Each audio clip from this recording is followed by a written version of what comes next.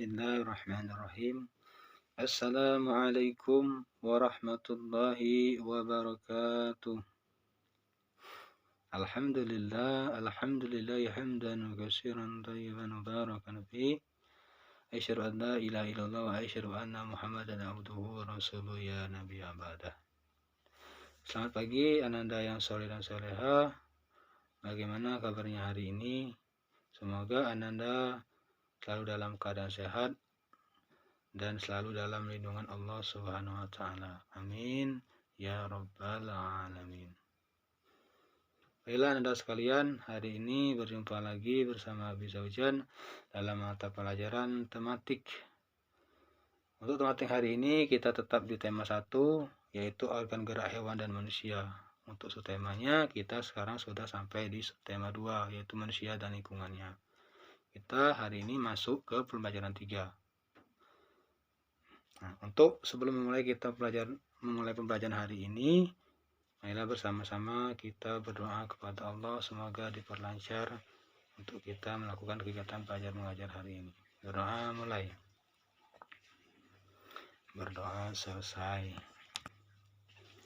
Adapun kompetensi dasar untuk pembelajaran 3 ini adalah ilmu pengetahuan sosial atau IPS, bahasa Indonesia, dan PPKN.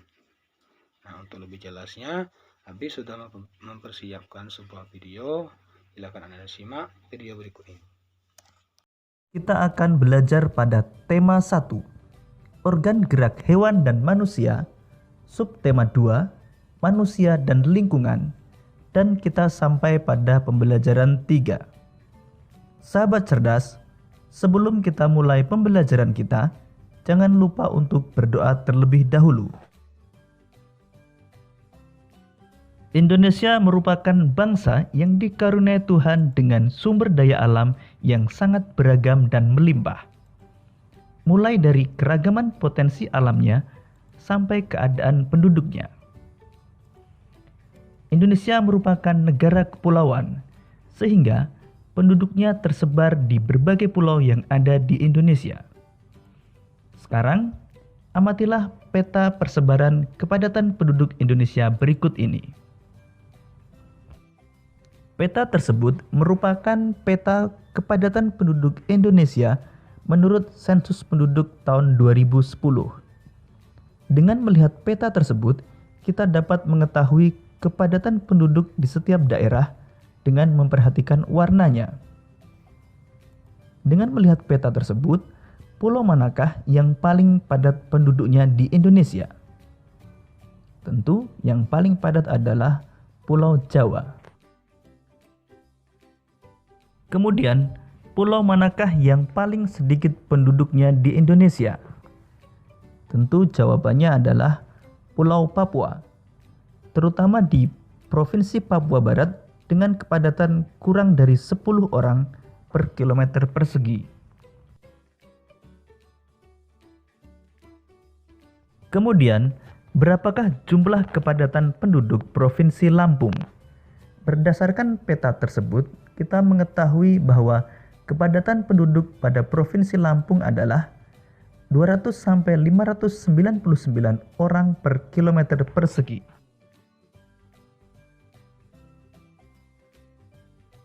Selanjutnya, berapakah jumlah kepadatan penduduk Provinsi Papua Barat? Berdasarkan peta tersebut, kita mengetahui bahwa Provinsi Papua Barat merupakan daerah dengan kepadatan penduduk paling rendah, yaitu kurang dari 10 orang per kilometer persegi. Sahabat cerdas, wilayah Indonesia yang sangat luas dan berupa kepulauan telah mengakibatkan keberagaman penduduknya. Salah satunya adalah keberagaman suku. Sekarang, mari kita belajar untuk mengenal suku-suku yang mendiami pulau-pulau yang ada di Indonesia. Sekarang mari kita pasangkan antara pulau dengan suku bangsa yang mendiaminya. Untuk gambar pertama, Pulau Papua. Suku bangsa yang mendiaminya adalah gambar pertama. Suku bangsa yang mendiami daerah Papua antara lain suku Asmat, suku Dani, suku Sentani, dan suku Arfak. Gambar selanjutnya, Pulau Sumatera. Suku yang mendiami Pulau Sumatera ditunjukkan oleh gambar kedua. Suku yang mendiami Pulau Sumatera antara lain suku Aceh, suku Gayo, suku Batak, dan suku Minangkabau.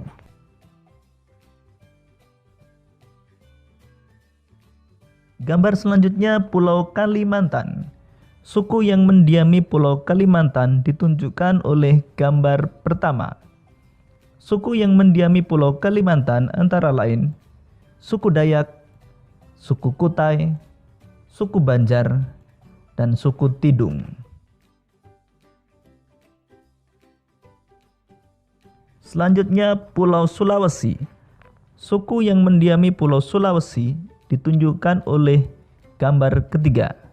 Suku yang mendiami Pulau Sulawesi antara lain suku Toraja, suku Bugis, suku Mandar, dan suku Minahasa.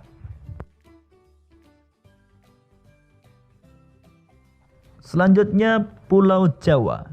Suku yang mendiami Pulau Jawa ditunjukkan pada gambar kedua.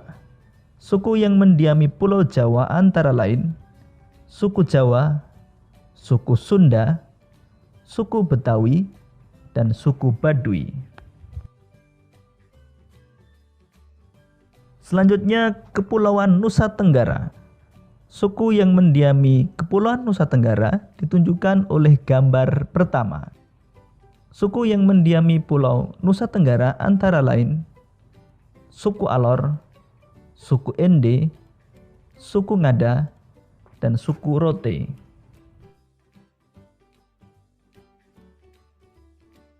Selanjutnya, Kepulauan Maluku. Suku yang mendiami Kepulauan Maluku ditunjukkan pada gambar ketiga. Suku yang mendiami Kepulauan Maluku antara lain suku Banda, suku Seram, suku Aru, dan suku Buru. Selanjutnya, Pulau Bali. Suku yang mendiami Pulau Bali ditunjukkan oleh gambar pertama. Suku asli Pulau Bali adalah suku Bali. Demikian tadi sahabat cerdas, persebaran suku bangsa yang ada di Indonesia. Selain keberagaman suku bangsa, Indonesia juga dianugerahi keberagaman agama. Saat ini, ada 6 agama yang diakui oleh pemerintah untuk dianut oleh masyarakat, yakni Islam, Kristen, Katolik, Buddha, Hindu, dan Konghucu. Adapun Islam menjadi agama dengan jumlah pemeluk terbesar di Indonesia. Meskipun beragam, namun kerukunan antar umat beragama merupakan hal yang harus dijaga. Sekarang, mari kita baca bacaan tentang kerukunan umat beragama di Indonesia. Kemudian kita akan menentukan ide pokok setiap paragraf.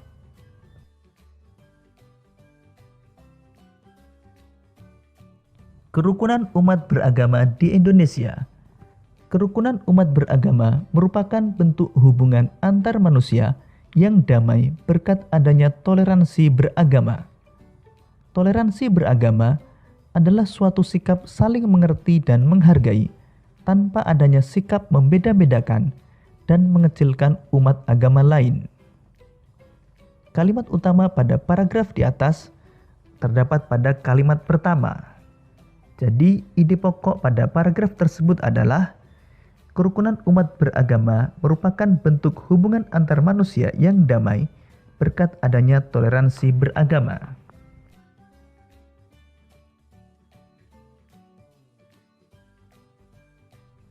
Kerukunan umat beragama sangat penting bagi bangsa Indonesia untuk mencapai kesejahteraan hidup. Seperti yang telah kita ketahui, bahwa Indonesia memiliki keragaman yang begitu banyak. Salah satunya adalah agama. Meskipun mayoritas penduduk Indonesia memeluk agama Islam, namun ada beberapa agama lain yang juga dianut, yakni Buddha, Hindu, Kristen, Katolik, dan Konghucu. Setiap agama tentunya memiliki aturan masing-masing dalam menjalankan ajaran agamanya.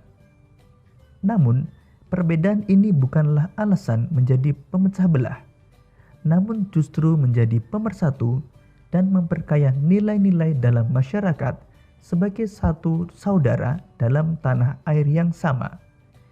Kita harus menjaga kerukunan umat beragama agar bangsa dan negara kita tetap menjadi satu kesatuan yang utuh. Kalimat utama pada paragraf tersebut terdapat pada kalimat pertama, sehingga ide pokok paragraf kedua adalah kerukunan umat beragama sangat penting bagi bangsa Indonesia.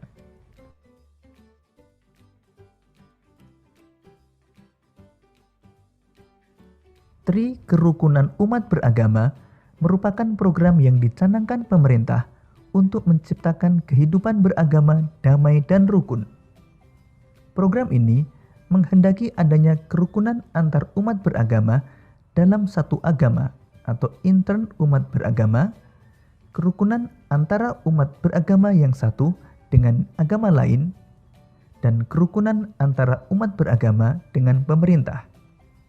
Hal ini perlu dilakukan untuk mencegah munculnya konflik dalam kehidupan beragama.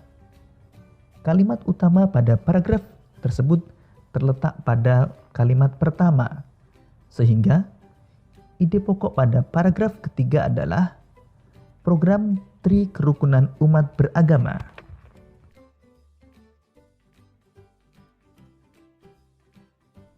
Tri Kerukunan Umat Beragama bertujuan agar masyarakat Indonesia bisa hidup dalam kebersamaan, meskipun banyak perbedaan. Program ini harus diwujudkan agar tidak terjadi pengekangan dan pengurangan hak-hak dalam menjalankan ajaran agama, seperti dalam pendirian rumah ibadah, pelaksanaan ibadah dan hari besar keagamaan, serta penyiaran agama. Kalimat utama pada paragraf keempat terletak pada kalimat pertama, sehingga ide pokok paragraf keempat dapat kita tuliskan tujuan Tri Kerukunan Umat Beragama.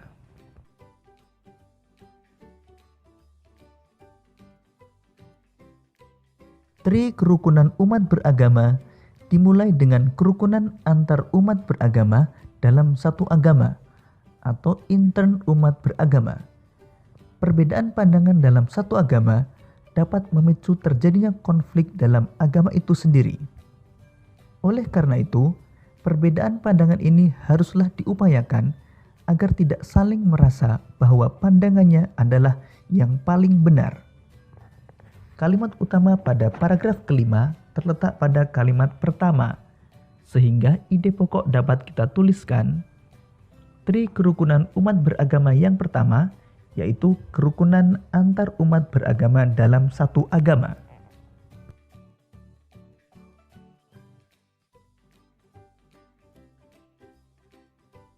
Tri Kerukunan Umat Beragama selanjutnya adalah kerukunan antar umat beragama yang memiliki pengertian kehidupan yang rukun antar masyarakat meskipun berbeda agama dan keyakinan.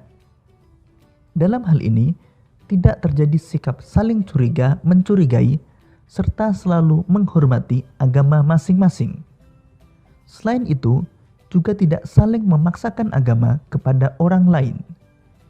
Kalimat utama terletak pada kalimat pertama, sehingga ide pokok pada paragraf ke-6 adalah Tri Kerukunan Umat Beragama yang kedua, yaitu kerukunan antar umat beragama.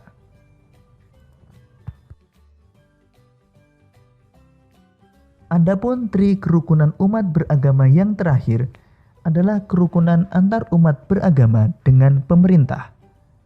Mengandung pengertian bahwa tiap-tiap umat beragama dapat bekerja sama dan bermitra secara baik dengan pemerintah dalam menjaga kehidupan bermasyarakat, berbangsa, dan bernegara. Dalam hal ini, para tokoh agama dan pemerintah sangat diperlukan perannya dalam mencari solusi yang baik tanpa merugikan pihak manapun. kalimat utama pada paragraf ke-7 terletak pada kalimat pertama, sehingga ide pokoknya adalah kerukunan umat beragama yang ketiga, yaitu kerukunan antar umat beragama dengan pemerintah. Sahabat cerdas, menjaga kerukunan beragama merupakan perilaku yang baik yang harus dilakukan oleh siapapun.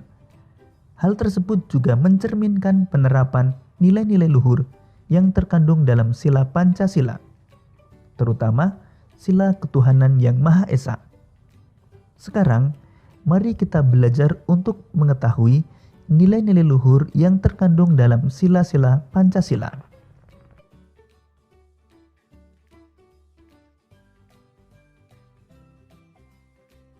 Sila pertama, ketuhanan yang Maha Esa. Nilai-nilai luhur yang terkandung dalam sila pertama Pancasila antara lain keyakinan terhadap Tuhan yang Maha Esa, menghormati kebebasan menjalankan ibadah sesuai keyakinan, tidak memaksakan agama kepada orang lain, dan hidup rukun antar sesama umat beragama.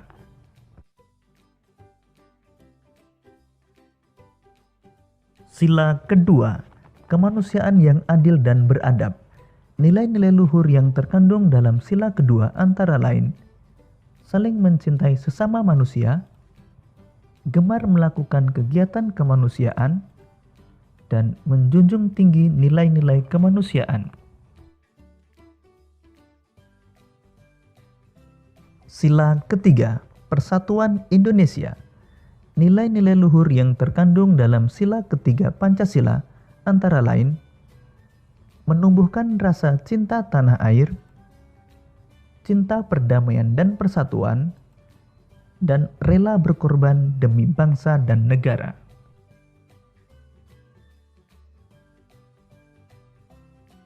Sila keempat, kerakyatan yang dipimpin oleh hikmat kebijaksanaan dalam permusyawaratan perwakilan. Nilai-nilai luhur yang terkandung dalam sila keempat Pancasila antara lain melaksanakan musyawarah untuk mufakat, menjunjung tinggi hasil keputusan musyawarah, mengutamakan kepentingan dan tujuan bersama, dan tidak memaksakan kehendak kepada orang lain.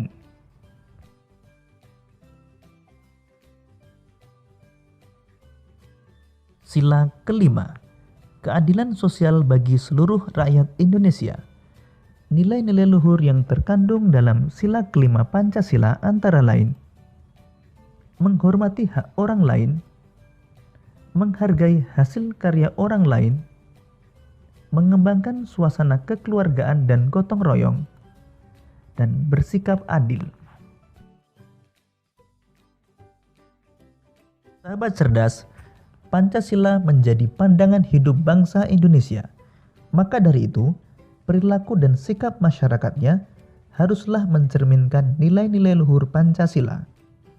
Meskipun demikian, sering kita jumpai dalam kehidupan sehari-hari perilaku orang-orang sekitar kita yang tidak mencerminkan nilai-nilai Pancasila. Berikut ini beberapa contoh perilaku yang tidak mencerminkan nilai-nilai Pancasila.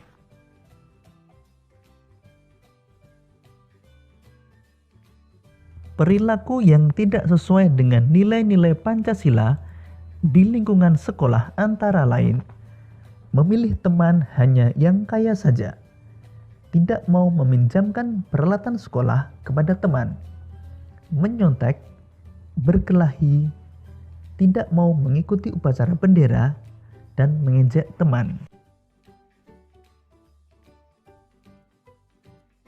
Sedangkan di lingkungan rumah antara lain tidak melaksanakan ibadah sesuai dengan agamanya, tidak mau berbagi makanan dengan anggota keluarga yang lain, bermalas-malasan, membantah orang tua, memaksakan kehendak kepada anggota keluarga, dan berbohong.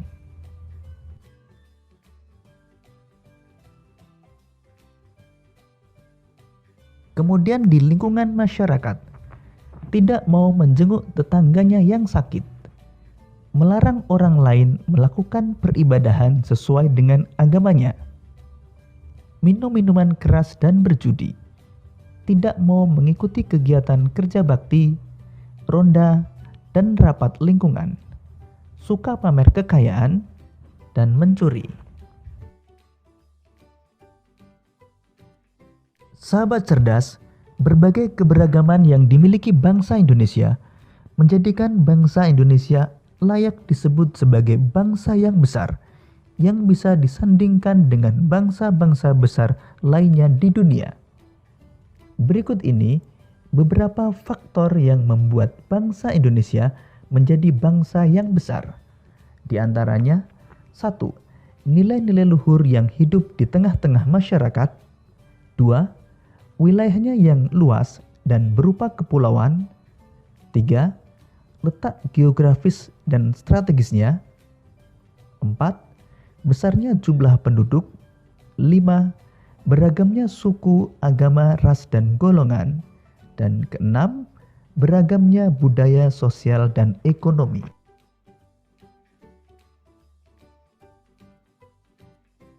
Demikian tadi sahabat cerdas pembelajaran kita pada tema 1, subtema 2, dan pembelajaran ketiga. Kita telah belajar mengenal keberagaman bangsa Indonesia, kemudian menentukan ide pokok bacaan, dan kita juga telah belajar mengetahui nilai-nilai luhur yang terkandung dalam sila Pancasila. Untuk menguji pemahamanmu, kamu dapat mengerjakan latihan soal yang terdapat dalam deskripsi video ini. Sampai jumpa pada pembelajaran berikutnya. Tetap semangat dan selamat belajar.